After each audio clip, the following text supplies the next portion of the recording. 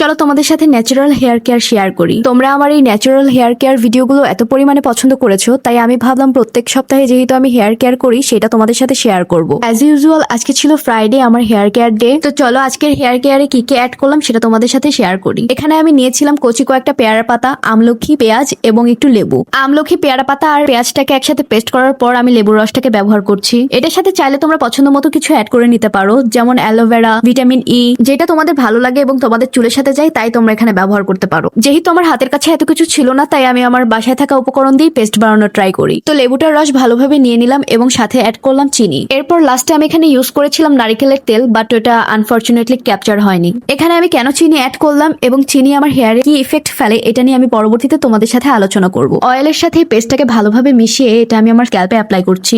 দেখতেই পাচ্ছ পেস্টটা কতটা সফট অ্যান্ড স্মুথ হয়েছে। এই স্মুথ পেস্টটা দিয়েই আমি আমার হেয়ারটাকে সফট করে নিব। তো যখন আমার এই পেস্টটা প্রত্যেকটা স্ক্যাল্পে দেওয়া শেষ হয়ে যাবে তখন আমি আমার হেয়ারটাকে ভালোভাবে মাসাজ করে নিব। তো প্রায় এটাকে 1 ঘন্টার মতো আমি আমার মাথায় রেখে আমার সমস্ত পার্সোনাল কাজ শেষ করে দেন আমি শ্যাম্পু করে নিচ্ছি। অবশ্যই ভালোভাবে শ্যাম্পু করার পর কন্ডিশনার ইউজ করতে হবে, তারপরে তোমরা বুঝতে পারবা তোমাদের চুল আগের থেকে কতটা সফট অ্যান্ড শাইন দেখাচ্ছে। এই হেয়ার কেয়ারটা বিশেষ করে আমার জন্য খুবই জরুরি, কারণ যেহেতু আমি সেরকম সুযোগ পাই না বা তেল দিতে চাই না, তাই সপ্তাহে যখন আমি একবারই হেয়ার প্যাকটা ব্যবহার করি তখন এটা আমার জন্য খুব কার্যকরী হয়, কারণ এটা এক তেল দেওয়ার কাজ করে, 2 চুলের গোড়া শক্ত করে চুল পড়া কমাতে সাহায্য করে। তোমরাও যদি আমার ভিডিও দেখে অনুপ্রাণিত হয়ে সেম ভাবে হেয়ার প্যাক অ্যাপ্লাই করো তাহলে আমাকে অবশ্যই কমেন্ট করে জানাবা। তো আজকে ভিডিওটি কেমন লেগেছে অবশ্যই জানাবে। তোমরা আরো এরকম ন্যাচারাল কেয়ার জানতে চাইলে আমাকে কমেন্ট করতে পারো। ও হ্যাঁ, তোমরা বিস্তারিত জানতে চাইলে আমাকে ফেসবুকেও ফলো করতে পারো।